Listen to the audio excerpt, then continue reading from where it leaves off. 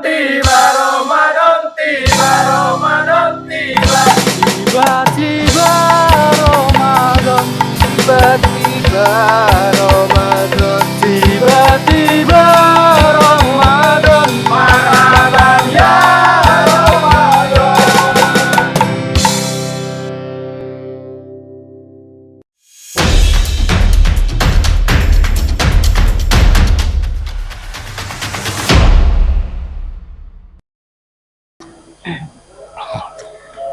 Assalamualaikum warahmatullahi wabarakatuh.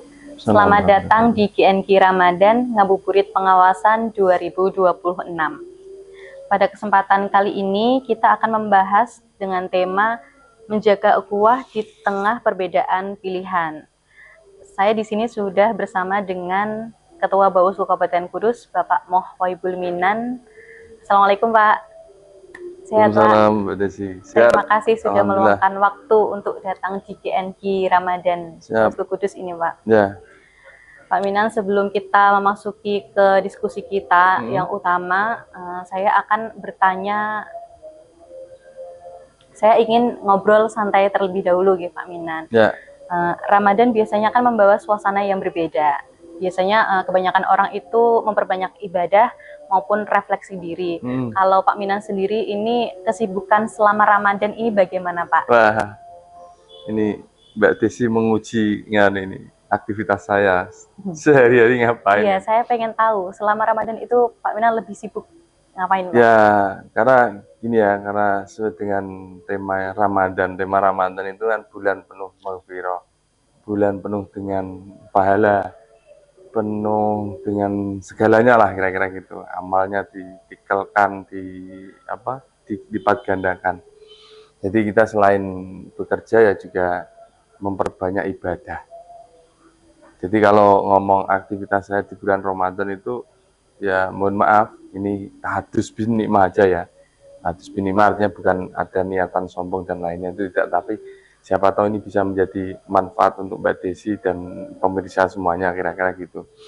Jadi memang kalau di bulan Ramadan itu hampir setiap hari saya itu kalau tidur itu ya pasca pagi, jadi hari mulai habis sahur, kemudian habis jamaah saya mulang ngaji kan gitu.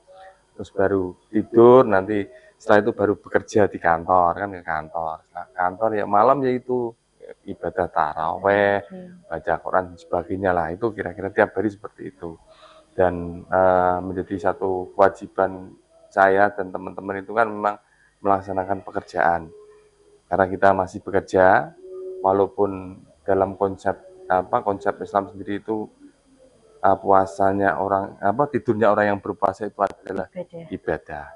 Dan sudah pernah saya sampaikan di acara Kultum Ramadan itu, jangan kemudian hadis yang diriwayatkan Imam Al-Baihaqi itu menjadi mendiskreditkan bahwa tidur aja ibadah, ngapain kita harus bekerja kan gitu. Tetapi bagaimana kerja itu lebih banyak ibadahnya, walaupun ibarat orang itu wong turu wae ibadah, apalagi kita bekerja kan gitulah. Maka dari itu saya berharap pada teman-teman semuanya kan ya pada saatnya bekerja, pada saatnya tidur ya tidur.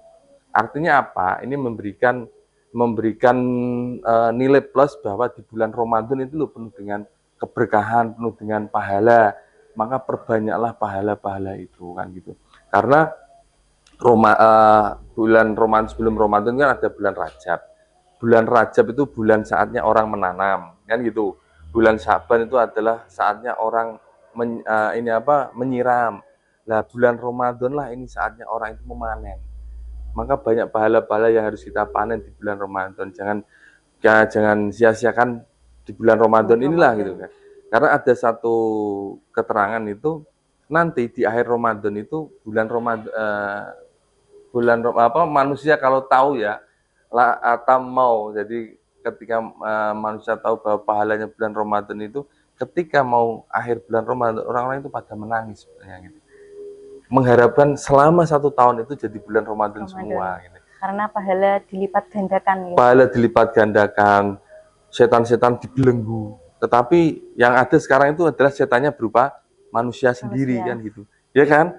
Karena hadisnya Nabi itu kan ketika bulan Ramadan datang maka pintu-pintu surga, pintu-pintu maghfirah itu dibuka dan pintu-pintu kejahatan itu ditutup. Nah, kemaksiatan ditutup, setan-setan dibelenggu, tetapi yang menjadi pembelenggunya adalah manusianya sendiri. Jadi mereka kalau kita boleh ngomong, mohon maaf, orang-orang yang makan di saat berpuasa, bulan Ramadan di pinggir jalan, warung-warung itu ya itu adalah setan-setannya sendiri gitu. Gitu Mbak kira-kira. Ya, baik Pak Minan.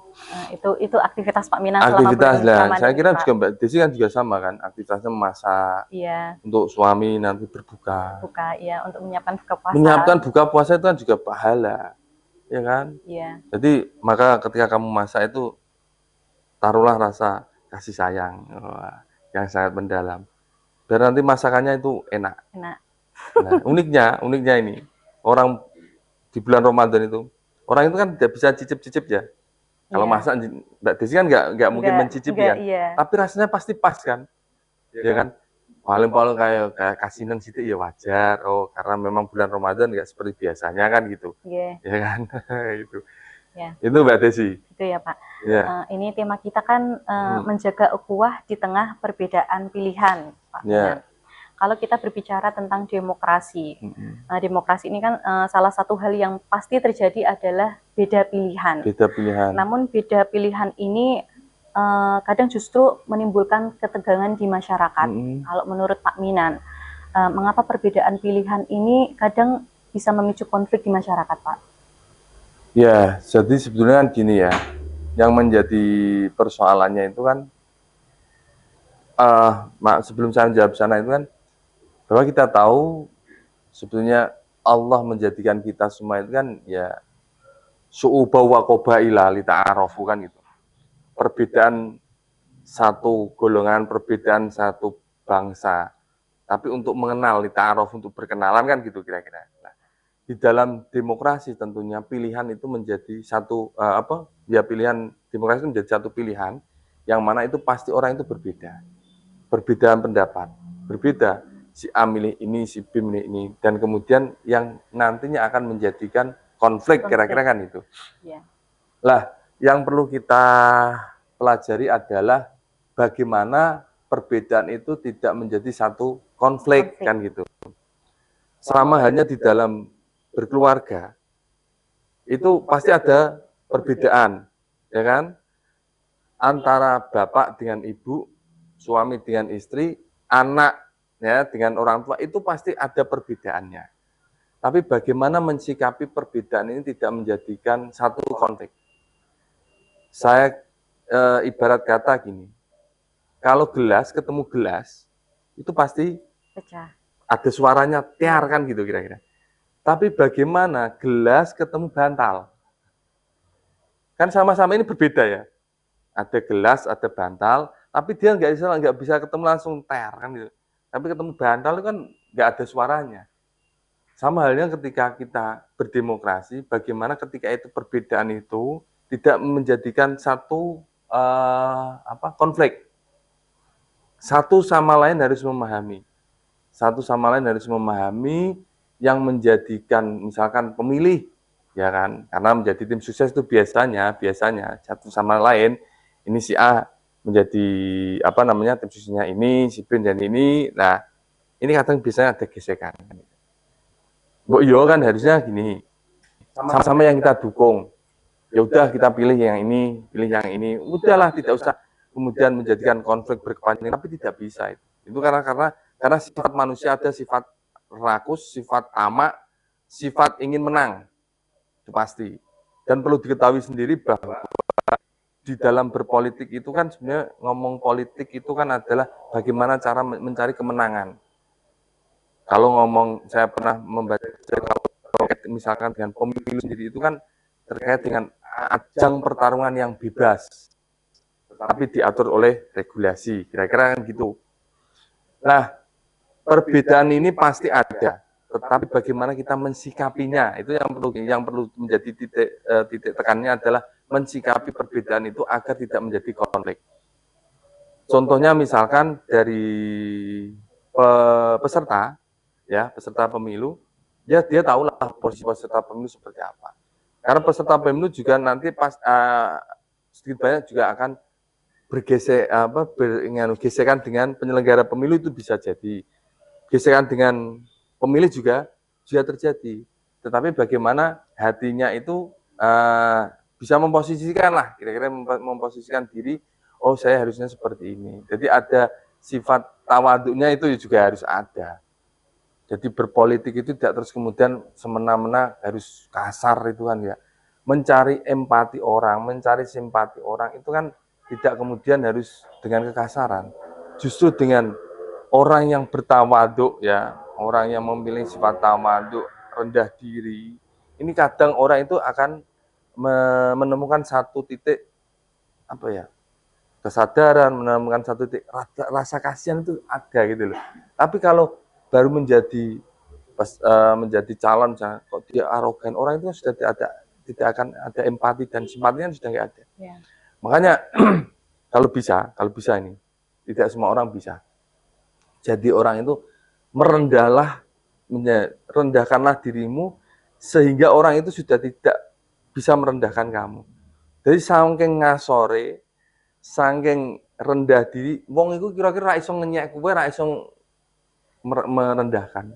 Itu tidak semua orang bisa. Jadi mau dihina orang seperti apapun dia akan tersenyum, hanya jawabnya nggih dan sebagainya. Itu orang itu akan ini kok kayak gini. Lama-kelamaan dia akan tersadarkan diri. Jadi orang yang mempunyai sifat tawaduk, rendah diri, itu sudah tidak bisa direndahkan kira-kira gitu. Nah, tapi susah ya Pak, jadi orang yang gitu. Susah Mbak, tapi kan pahalanya kalau kita beragama Islam, man tawaddu'a rafa'ahullah. Barang siapa orang memiliki sifat tawaduk, rendah diri, maka derajatnya akan diangkat oleh Allah. Begitu juga sebaliknya, waman takabbara wada'ahullah. Dan barang siapa orang yang memiliki sifat sombong, takabur, maka dia akan direndahkan oleh Allah serendah-rendahnya. Makanya pahalanya luar biasa dan itu memang sulit. Nah, sekali lagi ke tema pilihan itu pasti akan menjadi beda pilihan itu pasti ada dan kadang menimbulkan konflik. Bagaimana cara mensikapinya? Ya tahu akan dirinya. Didasari dengan keimanan tentunya, didasari dengan pengetahuan agama. Ini kembali ke karena bulan Ramadan kita kan temanya tetap ke agama. Kolbu, Ki itu kan dari Quran dan kolbu. Kehidupan seorang itu semuanya muaranya dari Al-Quran. Sumber Al-Quran itu adalah sumber segala kehidupan. Di sana ada ngomong politik ya ada, ngomong ekonomi ada, ngomong keluarga ada, ngomong pertengkaran juga ada. Semuanya ada. Begitu juga kolbu hati. Hati ini adalah yang menjaga semuanya. Kita akan berbuat baik, kita akan berbuat jelek, kita akan memberikan apapun kepada masyarakat, pada orang. Ini kan hati kita. Mensikapi ini dari hati kita gitu loh. Makanya inilah acara pada sore kali ini adalah Q&Q ya itu. Kita sebenarnya kan filosofinya adalah gimana sih kita itu menjadikan Al-Quran itu menjadi sebagai segala sumber kehidupan kita ya. Karena hudan lil muttaqin ya. Kalau ngomong Al-Quran sendiri syahrul Ramadan alladzi unzila fil Quran hudal linnas sebagai petunjuk bagi manusia semuanya hudal linnas wa bayyinatin minal huda dan sebagai tanda-tanda atau pembeda atau batasan-batasan petunjuk seperti apa keterangan-keterangan ada semuanya itu. Iya, kita kembali ke topiknya ya Pak. Ya. Jadi kan perbedaan pilihan itu pasti ada di setiap orang. Pasti ada, tapi bagaimana mensikapinya kan gitu. Gitu. Lalu Pak, ini selanjutnya kalau dalam kehidupan bermasyarakat kita sebenarnya memiliki nilai-nilai yang sangat kuat untuk menjaga kebersamaan. Salah satunya adalah konsep ukhuwah atau persaudaraan. Nilai ini sangat penting terutama ketika masyarakat sedang menghadapi perbedaan pandangan, termasuk dalam pilihan politik. Menurut Pak Minan ini, makna ukhuwah jika dikaitkan dalam kehidupan berdemokrasi ini bagaimana Pak? Oke, sebelum saya menanggapi itu ya perlu kita urai satu persatu dulu ya. Kalau ngomong ukhuwah itu kan dari bahasa Arab ya. Akhon kan, ukhuwah, persaudaraan. Akhon saudara, ikhwatun kan persaudaraan. Berarti antara satu dengan yang lain itu saudara. Al muslim, akhul muslim, satu sama lain adalah saudara. Lah, ukhuwah sendiri di kita itu kan ada 3, Mbak. Ukhuwah Islamiyah, ukhuwah watoniyah, dan ukhuwah basyariah. Artinya apa saja itu, Pak? Nah, ukhuwah Islamiyah itu kan bagaimana persaudaraan antara sama muslim. Ya kan? Karena dalam hadis Nabi itu kan al-muslim ahul muslim. Jadi wong muslim itu ya saudaranya orang muslim. Yang mana satu sama lain mempunyai kewajiban. Salah satunya adalah ketika orang muslim itu sakit, maka kewajibannya adalah untuk menjenguk. Jadi kalau ada saudaramu sakit kok enggak jenguk, malah orang oleh jenguk, itu berarti konsep al-muslim, akhul muslim itu hilang. Karena apa? Salah satunya iyadatul marid, nilai wong loro, mengunjungi orang sakit. Ini perintah Nabi. Jadi ketika kamu sakit, ketika ada orang yang sakit kok tidak boleh ditinjau, itu berarti konsep atau perintah Nabi ini digeser. Nah, gitu loh. Kemudian iyadatul marid, terus mengantarkan jenazah. Nah, kemudian ketika ada saudara kita baru Meninggal. wahing itu apa bahasanya sih? Apa, Pak? Jing itu kan. Nah, bersin. Nah, itu kan disuruh mendoakan. Ini kan al-muslim ahul muslim itu secara dari ukhuwah Islamiyahnya seperti itu. Semuanya manusia Islam ya, yang beragama Islam ini berarti saudaranya. Kemudian ukhuwah watoniyah. Ini persaudaraan skala negara. Watoniyah itu kan negara. Berarti siapapun di sana itu berhubungan dengan watoniyah. Nah, dan yang ketiga adalah ukhuwah basyariah. Jadi semua makhluk yang diciptakan oleh Allah Subhanahu wa taala. Jadi 3 ukhuwah ini. Ini adalah ukhuwah Islamiyah, watoniyah, dan basyariah. Semuanya ini tercover. Sama halnya ketika Allah memberikan nikmat ada nikmat ijad dan nikmat imdad.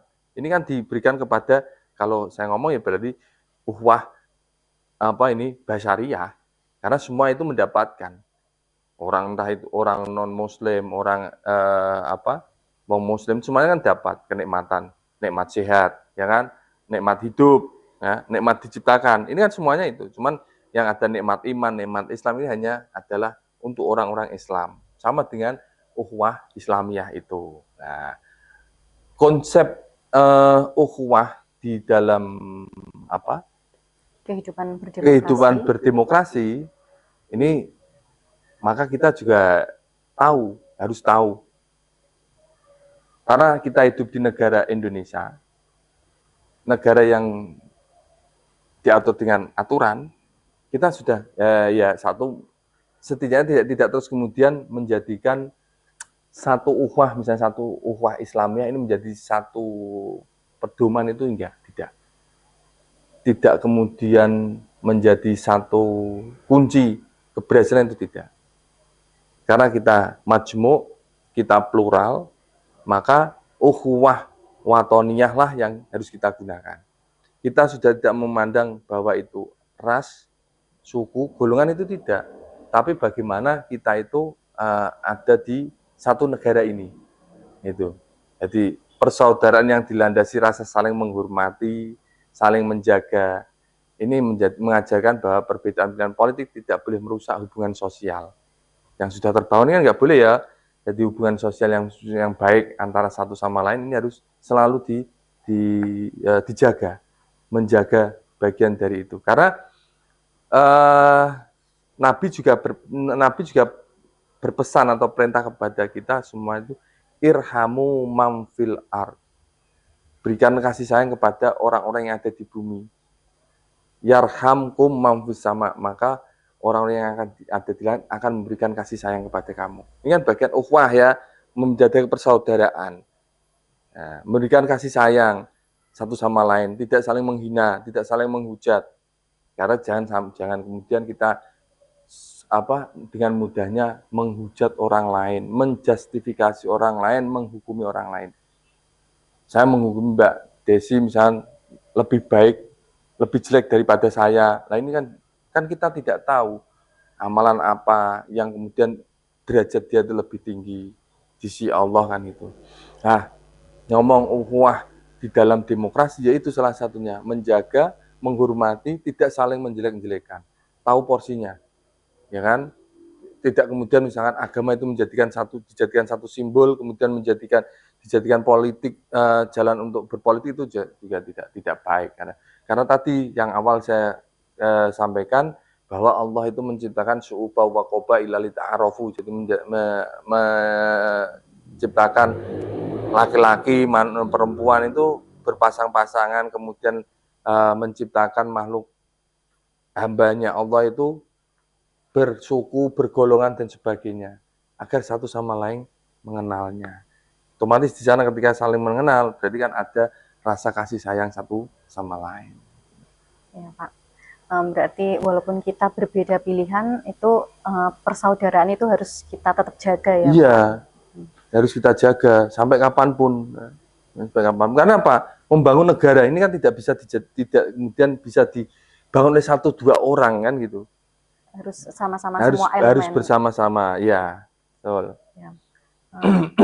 Kalau di era digital seperti sekarang ini, media sosial ini kan menjadi ruang yang sangat aktif dalam membicarakan berbagai isu, termasuk isu-isu politik. Nah, namun sayangnya tidak jarang juga media sosial ini menjadi tempat munculnya perdebatan yang tajam, bahkan saling menyerang satu sama lain di media sosial, Pak. Menurut Pak Minan, bagaimana caranya agar masyarakat ini tetap bijak menyikapi perbedaan pilihan di media sosial? Ya. Sebetulnya kan memang media sosial itu kadang juga menjadi salah satu alat provokator. Iya. Ya kan? Untuk memprovokasi orang itu kan sebenarnya lewat media sosial kan mudah sekali itu. Punya influencer, kemudian beli follower, kemudian di sana itu komen-komen yang jelek, terus itu kan.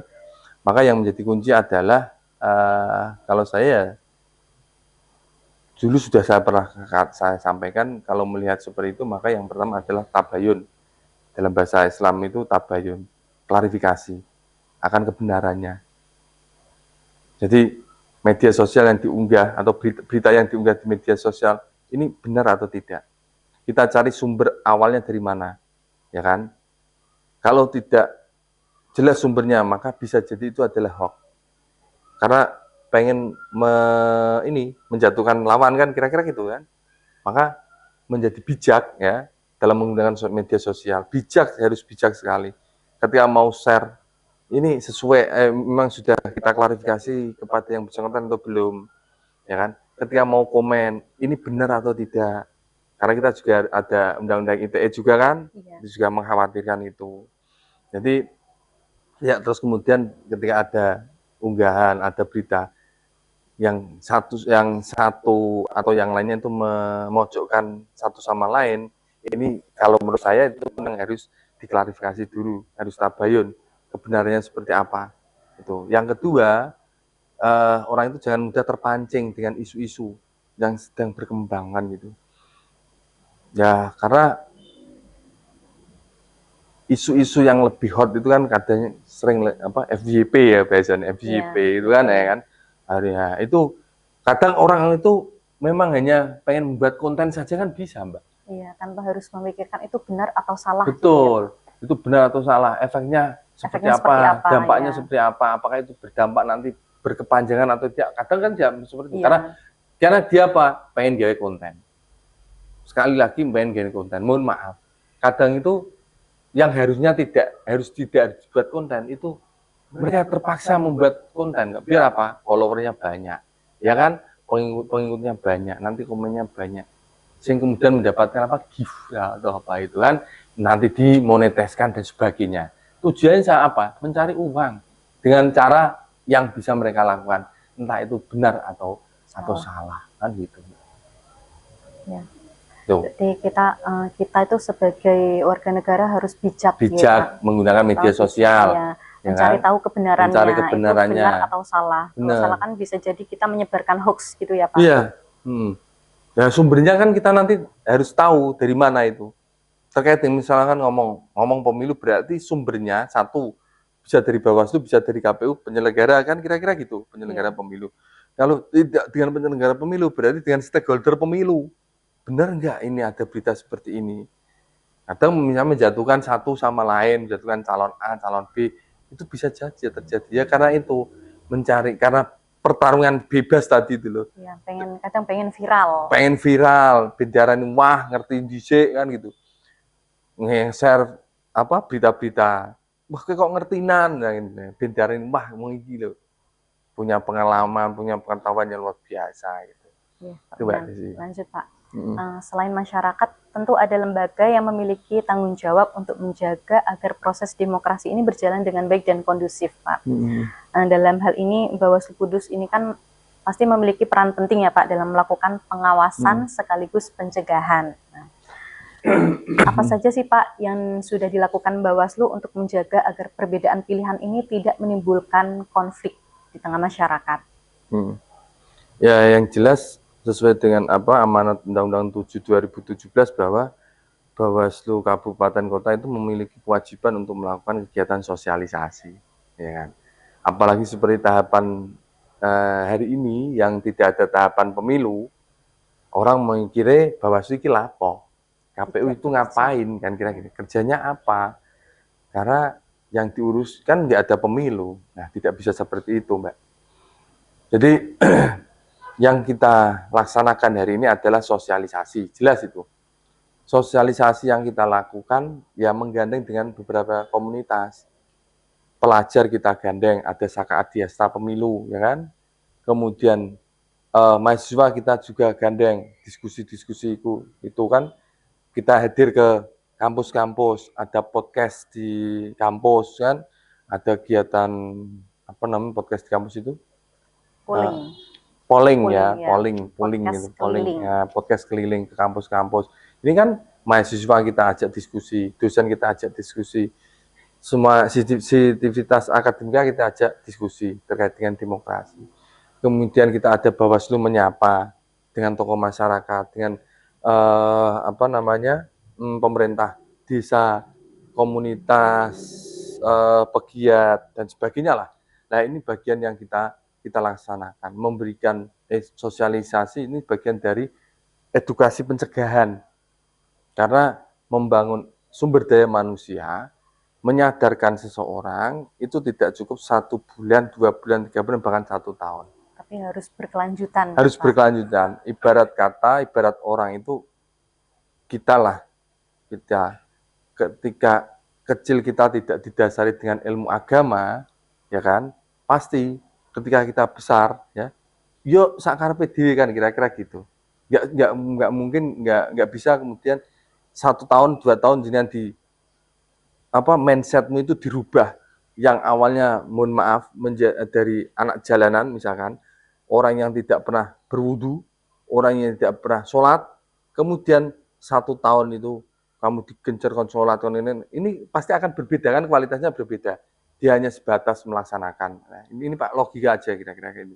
Maka dari itu sosialisasi yang kita lakukan dengan berbagai pihak stakeholder ini menjadikan salah satu apa ya tameng atau senjata untuk agar pemilu itu tidak dijadikan apa Mbak agar pemilu itu nanti menjadi pemilu yang kondusif berjalan sesuai yang kita inginkan karena pas satu sama lain menyadari akan tetapi pada hari H pun itu kadang itu tidak berguna gitu. Tetapi kita tidak boleh pesimis kan gitu. Kita tidak boleh pesimis karena lembaga Bawaslu ini adalah lembaga yang kemudian menangani atau menjadi hakimnya pemilu lah. Kalau kita sudah pesimis di awal kita pesimis, tolak politik uang, udah nggak usah kita gembur-gemburkan. Ngapain orang itu masih menerima uang? Kalau kita tidak menyampaikan itu, kita sampaikan aja masih mereka masih seperti itu. Ya, apalagi lagi tidak kan kira-kira gitu loh. Jadi tidak terus kemudian sing yang hari ini terjadi di masyarakat itu tidak kita lakukan itu tidak. Tetap kita lakukan. Hoax berita hoax misalkan berita hoax. kita juga menyampaikan akibat berita hoax itu seperti ini, sudah kita sampaikan. Kadang terus kemudian berpikirnya gini, mentok-mentok orang berpikir itu seperti kalau di agama kita, agama Islam itu kan gini, seorang kiai, yang penting dia itu sudah menyampaikan apa yang menjadi kewajiban dia, apa amal ma'ruf nahi mungkar. Menyampaikan suatu kebaikan. Nanti disampaikan. Bawaslu juga sama kan kira-kira gitu. Bawaslu itu menyampaikan sosialisasi ini. Berita hoax seperti ini, kampanye hitam itu nanti imbasnya seperti ini. Ini sama dengan para kiai kira-kira gitu, Mbak. Jadi kita tidak boleh bosan, tidak boleh pesimis kan gitu. Dakwahnya Nabi itu berapa tahun baru diterima kan gitu. Nah, kita juga sama. Bawaslu berdakwah kepada masyarakat, entah berapa tahun itu akan diterima. Karena saya yakin lama-kelamaan masyarakat itu akan berpikir, oh ternyata pemilu dari pemilu seperti ini ya. Ada uang, ada enggak, itu sama saja kira-kira itu. Maka lebih baik mending enggak usah nanti. Itu pasti nanti suatu saat itu akan mengalami hal semacam itu.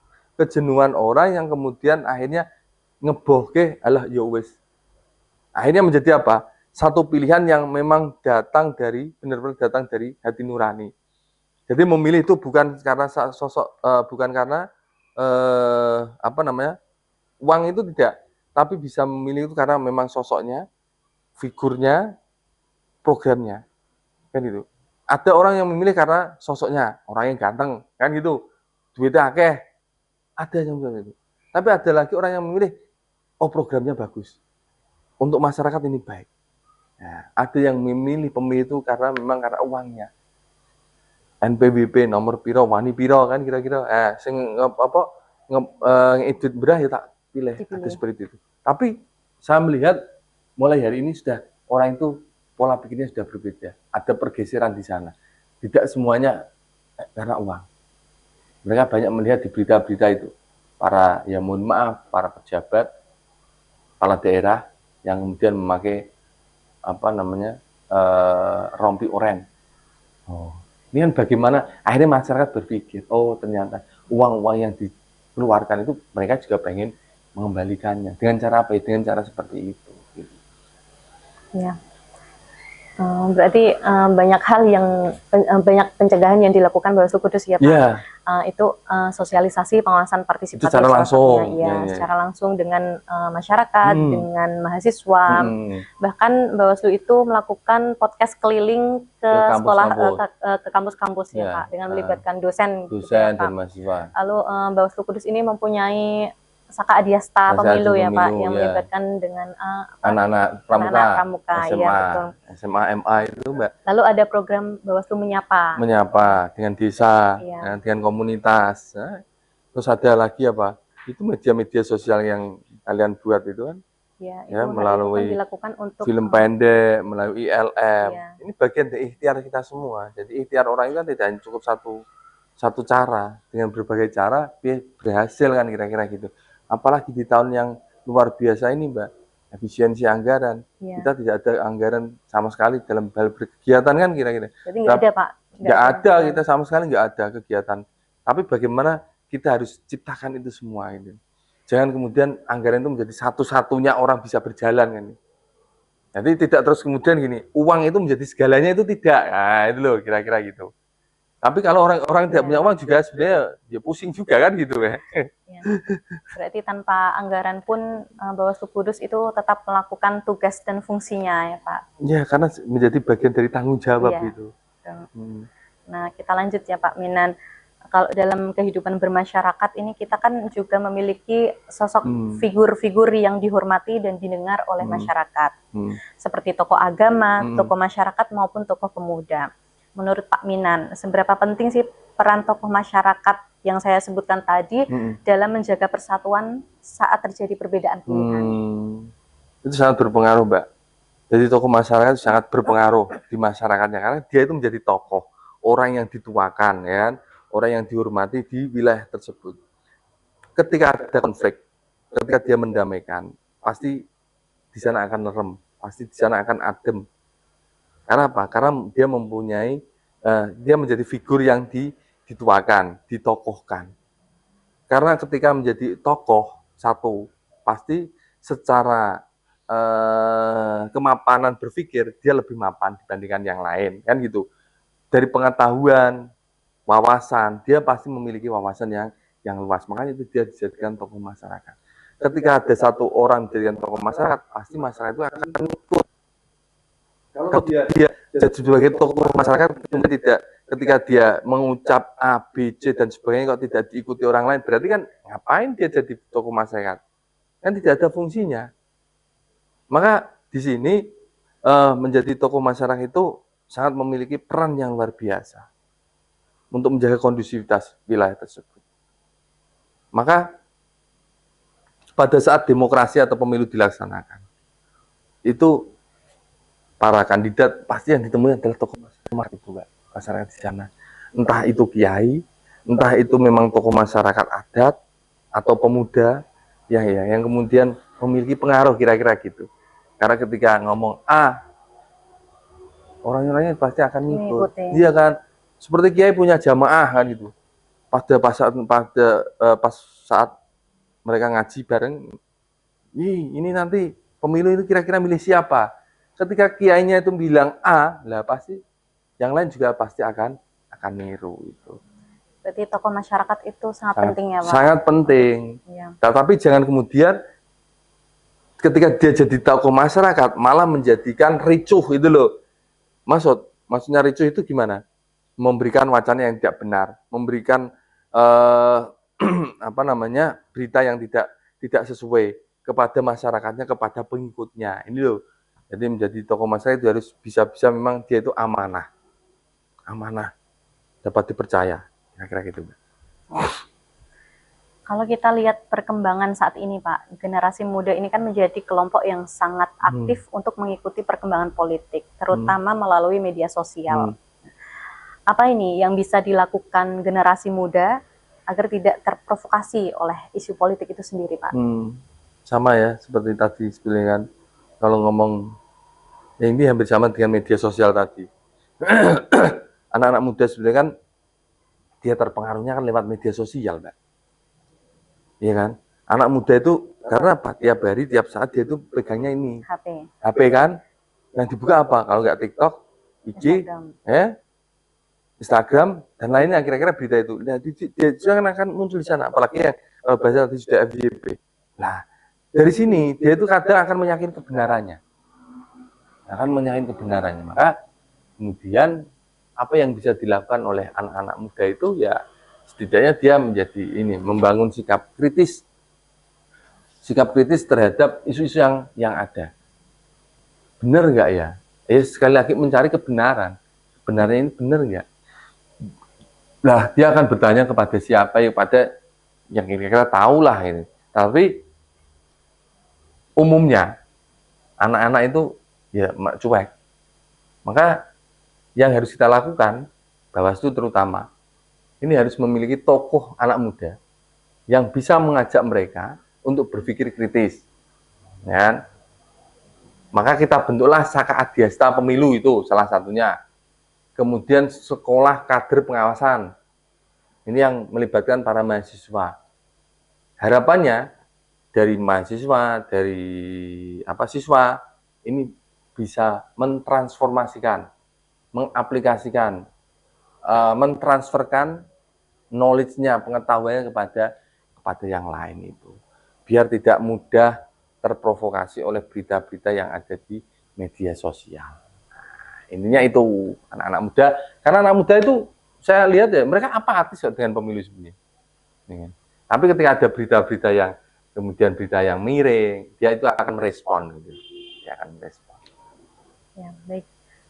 Pak Minang, sebelum kita ke pembicaraan mengakhiri pembicaraan ini, tentu banyak masyarakat yang berharap demokrasi di Indonesia ini tetap berjalan dengan damai dan penuh persaudaraan. Nah, pesannya Pak Minan ini kepada masyarakat agar tetap menjaga ukhuwah di tengah perbedaan pilihan untuk pemilu kedepannya ini apa Pak pesannya untuk masyarakat, khususnya untuk masyarakat di Kabupaten Kudus? Ya, jadi yang terakhir ya ini, ya. Kita sudah lama ini. Yang terlalu ngobrolin terlalu asik ya. Nanti mau buka puasa ini Pak, soalnya. Mau buka puasa? Iya. Belum masak, tak sudah? Sudah masak? Pak, sudah Pak. Oh sudah, oke. Kapan masakmu itu? Di pinggir jalan banyak Pak. Iya, beli, kan? yang masak orang lain Pak. Jadi karena ini ya, untuk apa tadi pertanyaannya Mbak? Pesan untuk masyarakat di Kabupaten Kudus agar tetap menjaga ukhuwah. Oh ya, jadi tahu tadi ukhuwah itu kan persaudaraan. Menjaga ukhuwah itu bagaimana ya caranya? Satu, memiliki kesadaran diri, merasa sifat andap, asor, tawadhu, rendah diri itu, yang pasti itu. Jadi ketika kita punya sifat rendah diri, pasti dia tidak akan kemudian menyalahkan orang, menjustifikasi orang. Dia akan muhasabah terhadap dirinya sendiri. Ini benar atau salah yang saya lakukan. Apalagi nanti juga dia akan belajar dengan ini, dengan Ramadan itu mengajarkan apa saja, ya kan? Karena Ramadan itu mengajarkan kesabaran, kejujuran, keikhlasan, ketawaduan, pasrah diri. Udah itu cukup saya kira, ya kan? Tanggung jawab dia sebagai rakyat, dia akan memilih, oh saya akan memilih sesuai dengan pemimpinan yang benar, pemimpin yang jujur, pemimpin yang amanah, pemimpin yang memiliki karakter yang baik. Ya, itu. Jadi pesan saya untuk menjaga ukhuwah itu satu, tidak mudah terprovokasi. Ingat pesan Nabi kan gitu kira-kira, al muslim akhul muslim, seorang muslim itu saudaranya orang muslim. Ketika satu sama lain, misalnya seperti kan diibaratkan orang muslim seperti bangunan dalam rumah. Ketika bangunan itu salah satu roboh, apa tiangnya roboh, maka bangunan itu juga akan roboh. Ketika Islam, negara ini seperti itu, ya, ketika negara seperti itu saling menggerogoti, maka negara ini akan roboh juga gitu. Memberikan kritik boleh, kan boleh. Tetapi kemudian memberikan solusi juga dong. Jangan hanya kritik. Ketika mengkritik tapi tidak ada solusi kan ya sama saja kan berarti harus ada kritik, ada solusi kira-kira yang ditawarkan gitu. Itu Mbak, ada ukhuwahnya harus diperdalam lagi, ukhuwah Islamiyah, ukhuwah watoniyah, dan ukhuwah basyariah. Ini satu sama lain saling berkaitan. Ya, intinya tidak mudah untuk terprovokasi. Tidak mudah untuk terprovokasi dan memiliki sifat-sifat yang baik, yang arif dan bijaksana itu. Ya, terima kasih Pak Minan sudah hadir di QNQ Ramadan kali ini. Sahabat QNQ Ramadan, dari perbincangan kita hari ini kita belajar bahwa perbedaan pilihan adalah bagian yang tidak terpisahkan dari demokrasi. Namun yang jauh lebih penting adalah bagaimana kita menyikapi perbedaan tersebut dengan kedewasaan, saling menghormati dan tetap menjaga persaudaraan.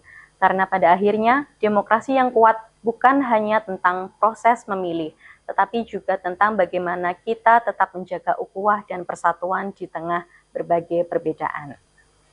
Nah, sahabat QNQ Ramadan, hari ini adalah hari terakhir program QNQ Ramadan.